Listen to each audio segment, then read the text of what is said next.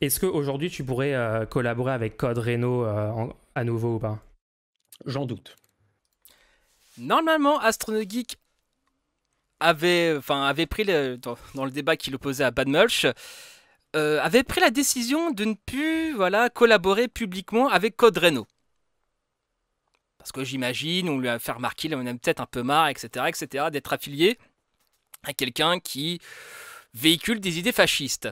Même s'il s'en défend peu en live, il dit oui, mais en fait, dans le privé, il est gentil, il est bien moins à droite, nanana, nanana. En fait, il est d'extrême droite parce que les gens le font chier.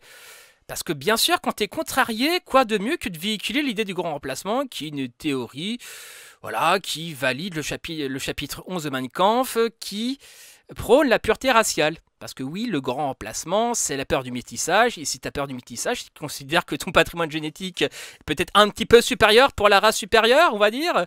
Et donc, considère le métissage comme un abêtissement. Oui, c'est véhiculer plus ou moins en sous-texte une théorie de pureté raciale. En tout cas, c'est pas moi qui le dis, c'est Olivier Manoni dans un entretien qu'on avait fait sur Mein Kampf.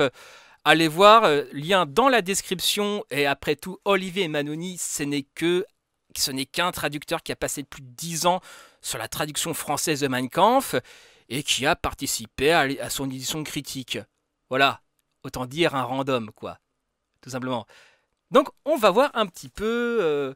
donc tout ça pour dire que... Ouais, on me passe les liens pendant que j'étais en train d'enregistrer un podcast, et voilà, que la chaîne Richard sur Terre fit Astronogeek. Moi, je connaissais pas du tout cette chaîne Richard sur Terre, et le copain me passe un deuxième lien qui...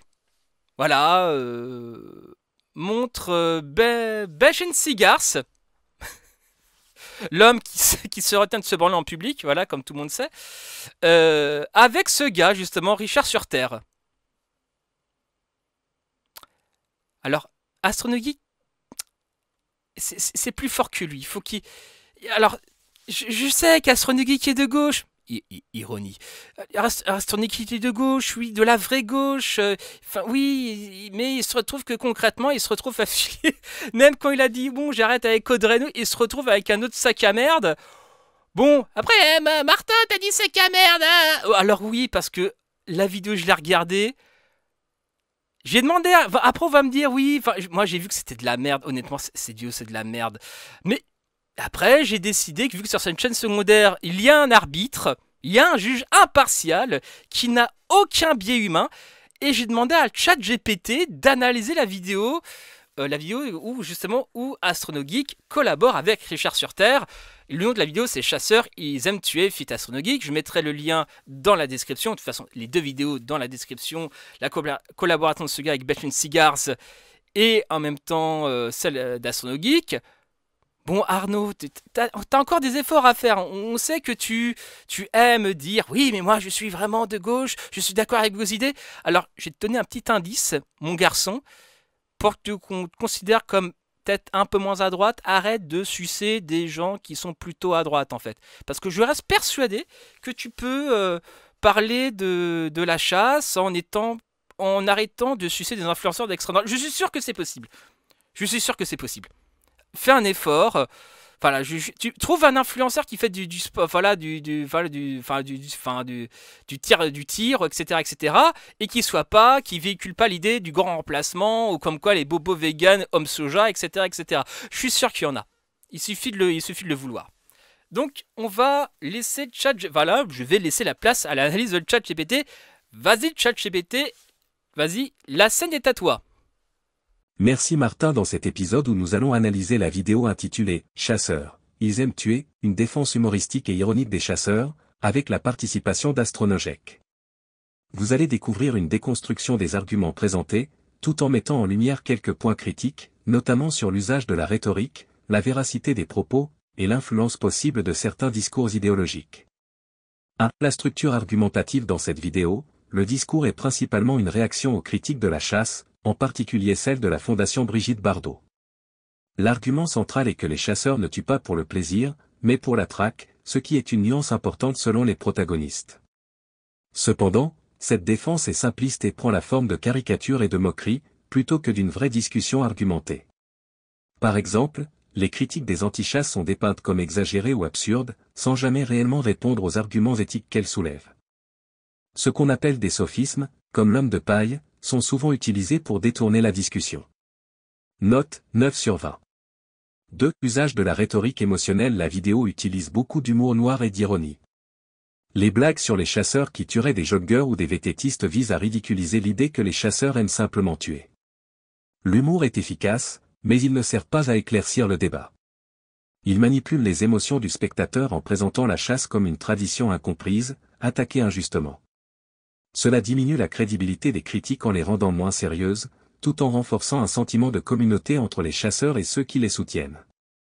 Note 14 sur 20.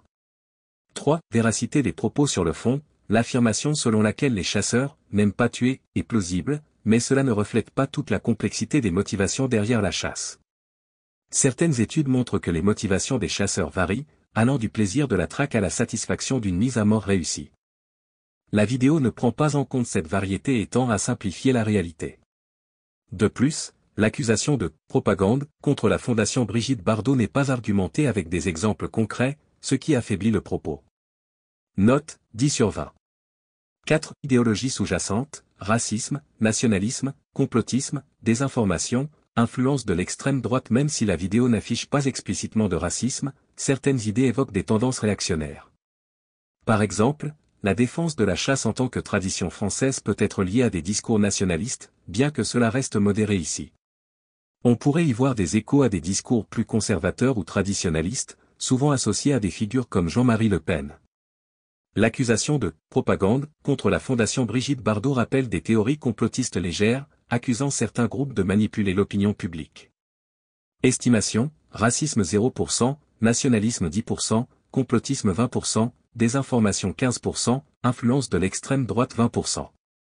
Conclusion, en résumé, la vidéo « Chasseurs, ils aiment tuer » est une défense humoristique de la chasse, mais qui repose sur des arguments peu rigoureux et une manipulation rhétorique des émotions. L'humour et le sarcasme cachent une absence de réponse sérieuse aux véritables critiques éthiques et environnementales de la chasse. Note globale, 11 sur 20.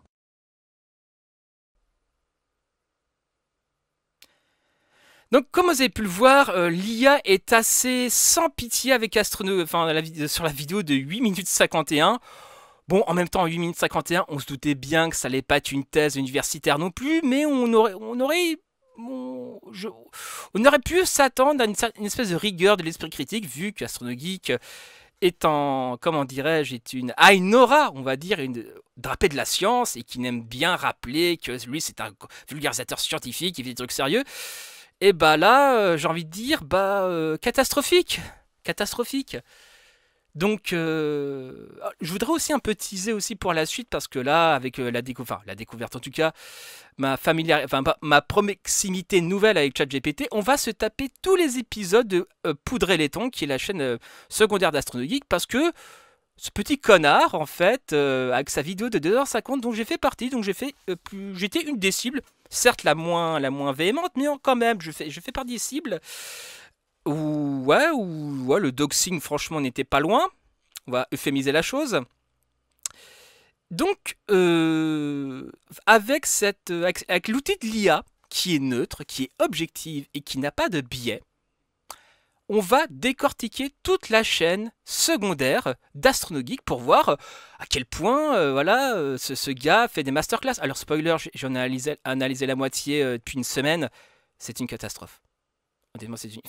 L'IA manque de respect à AstronoGeek, même moi ça me choque. Donc le pire, c'est que j'ai montré les analyses à d'autres camarades, ils sont morts de rire. Bon, si tu veux, on le savait tous qu'AstronoGeek, voilà, il est nul globalement, politiquement, il est nul, il est affligeant de nullité. Mais que l'IA le décrive de manière aussi implacable, c'est plutôt la violence. Donc enfin bref.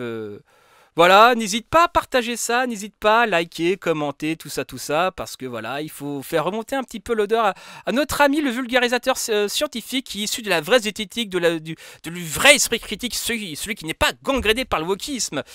Eh bien, à quel point, en fait, sa vidéo, c'est de la merde, en fait, c'est de la merde en barre. Et c'est pas moi qui le dis, pour le coup, là.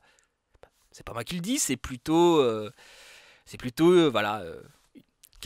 quelque chose ou quelqu'un qui n'a pas de biais, qui n'a pas d'intérêt idéologique à un discours. Voilà, globalement, cette vidéo, c'est de la merde. Mais bon, avec AstronoGeek dans l'équation, on s'en doutait un petit peu. Donc, enfin bref, c'était Martin Eden, en direct de Wokistan avec ChatGPT. Bisous à vous.